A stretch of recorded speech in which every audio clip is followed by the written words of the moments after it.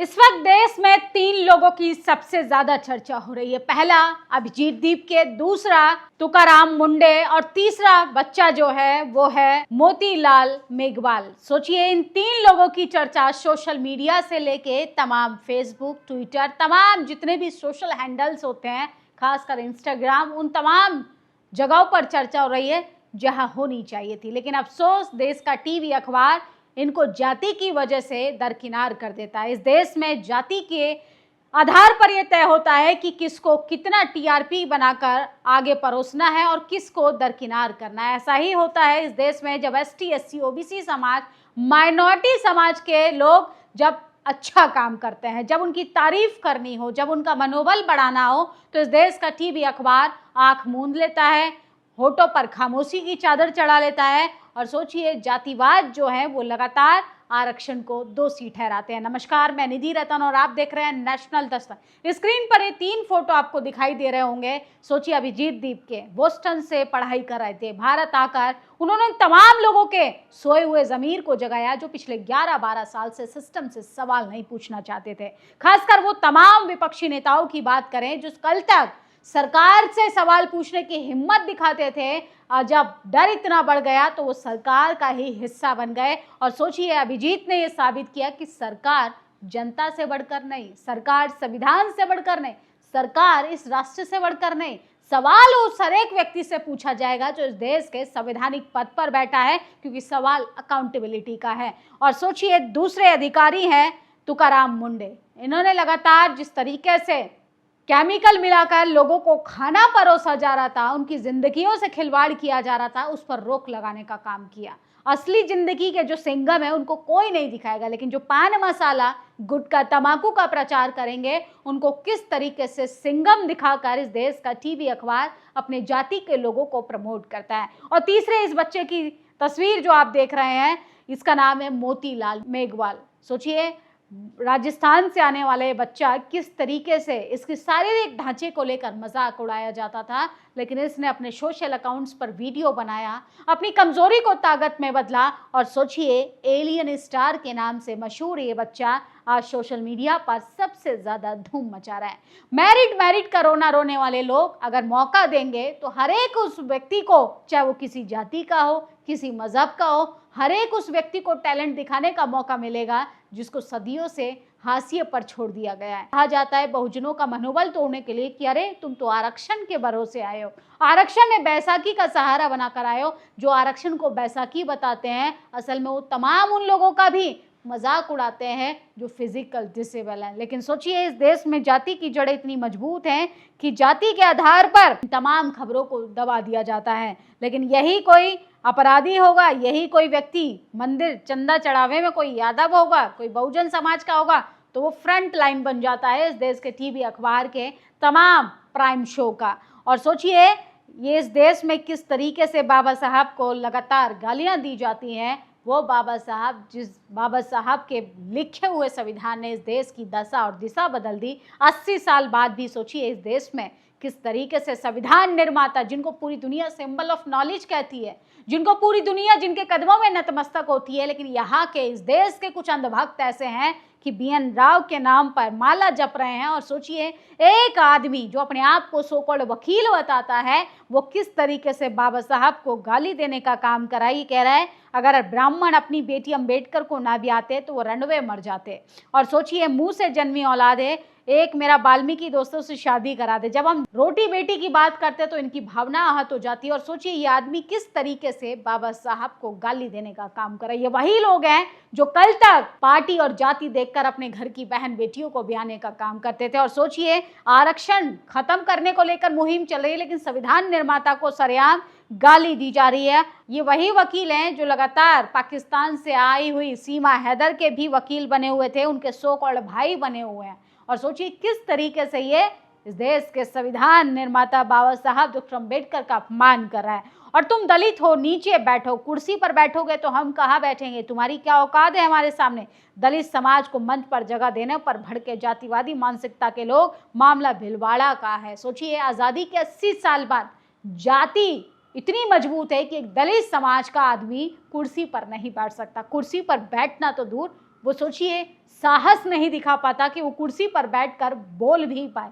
तो इतना लकीर जो खींची गई है, असली भारत को पीछे छोड़ दिया गया है। और सोचिए जो आपके सामने दिखाया जा रहा है कि नक्सलियों के हाथ से बंदूक छीन के कैटवॉक कराया गया, उनको मॉडलिंग कराई गई, असल में ये सिर्फ फर्जी बातें हैं।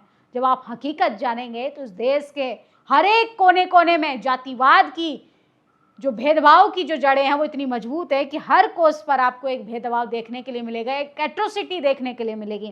टीम निर्माण हो गया, ऑफिस निर्माण हो गया, बीजेपी आरएसएस का निर्माण हो गया, सरकारों ने अपना सब कुछ बना लिया, बस देश निर्माण करना भूल गए। सत्ता और संगठन मजबूत हो गए, लेकिन रोजगार, शिक्षा, स्वास्थ्य, आम आदमी पीछे छूट गया। सोचिए इस देश के एक विद्यार्थी को अपना भविष्य दांव पर लगाकर ये बताना पड़ रहा है कि इस देश में करोड़ों स्कूल जो हैं बंद कर दिए गए हैं, उनकी हालत बहुत ही बदतर हो गई है। स्कूल को ठीक करने वाली व्यवस्था का अगर आप सवाल उठाएंगे तो आपको लगातार डराया जाएगा, धमकाया जाएगा, क्योंकि इस देश में आप शिक्षा की बात नहीं कर सकते, आप इस देश में अपने अच्छे भविष्य की बात नहीं कर सकते। लेकिन हाँ, इस देश में अगर आपको रहना है तो सरकार का गुणगान करते रहिए, डंडा झंडा उठाते रहिए और सोचिए किस तरीके से लगातार अपने भविष्य को दांव पर लगाते रहिए, तो सरकार भी खुश, सत्ताधारी लोग भी खुश और आपको 5 किलो राशन तो मिल ही रहा है। स्वतंत्रता दिवस पर समारोह में जातिगत भेदभाव के आरोप में 3 लोगों पर ST/SC एक्ट में मुकदमा दर्ज हुआ है। वालू वैष्णव, हीरालाल शर्मा, नारायण जाट पर मुकदमा दर्ज। यही लोग वहां पहुंचे जहां जाति सूचक शब्दों का इस्तेमाल करते हुए दलित भाई को कुर्सी से नीचे बैठा दिया गया और कहा कि तुम्हारी औकात नहीं है अभी कुर्सी पर बैठने की। तो सोचिए जो दलित को कुर्सी पर बर्दाश्त नहीं कर पाते, वो दलित को इस देश का चीफ जस्टिस कैसे बर्दाश्त करेंगे, वो दलित को इस देश का प्राइम मिनिस्टर कैसे बर्दाश्त करेंगे, दलित को, आदिवासी को, ओबीसी समाज से, तमाम अल्पसंख्यक समाज से आने वाले लोगों को किस तरीके से पावर सेंटर में बर्दाश्त करेंगे, जिन लोगों को दलित का कुर्सी पर बैठना रास नहीं आ रहा। और सोचिए वॉशरूम कहाँ है, स्कूलों से गायब हो चुके हैं। अभिजीत दीप के लगातार स्कूलों का दौरा कर रहे हैं। स्कूल ग्रामीण हालतों की यह स्थिति है। जो सोचिए कि स्कूल में शौचालय तक नहीं है, सोचिए बच्चियां कहाँ जाती होंगी, ये हालात हो गए। लेकिन इन तमाम मुद्दों पर बात करेगा कौन, सवाल पूछेगा कौन? इस देश में रीढ़ विहीन पत्रकार तो साहस नहीं दिखा पा रहे, मोटा पैकेज के चक्कर में इन तमाम खबरों को भी दबाने का काम करते हैं। तो सोचिए अभिजीत दीप के जो सरकार को सवाल पूछना था, वो एक देश का छात्र पूछकर इस देश की सिस्टम में सोए हुए लोगों की आत्मा को जगाने का काम कर रहा है। मुझे रिश्वत दे कोई इस जमाने में दम नहीं, हम बाबा साहब अम्बेडकर के संविधान पर चलते हैं और हम किसी से कभी नहीं। महाराष्ट्र के FDA अफसर हैं तुकाराम मुंडे, लगातार लोगों के स्वास्थ्य के साथ जिस तरीके से खिलवाड़ हो रहा था, ब्रांडेड कंपनियों से आने वाले खाने भी सोचिए मिलावटखोरी कर कर, इंजेक्शन का खाना, कलर मिलाकर, केमिकल मिलाकर आप लोगों की जिंदगियों को दांव पर लगा रहे हैं और ऐसे लोगों की दुकानों पर शटर गिराया जा रहा है, तो लोगों को दिक्कत हो रही है। तो उनको लगातार डराने धमकी दी जा रही है, लेकिन उन्होंने साफ कहा है कि हमें कोई रिश्वत देकर और खरीदने की कोशिश ना करे, हम बाबा साहब के वंशज हैं।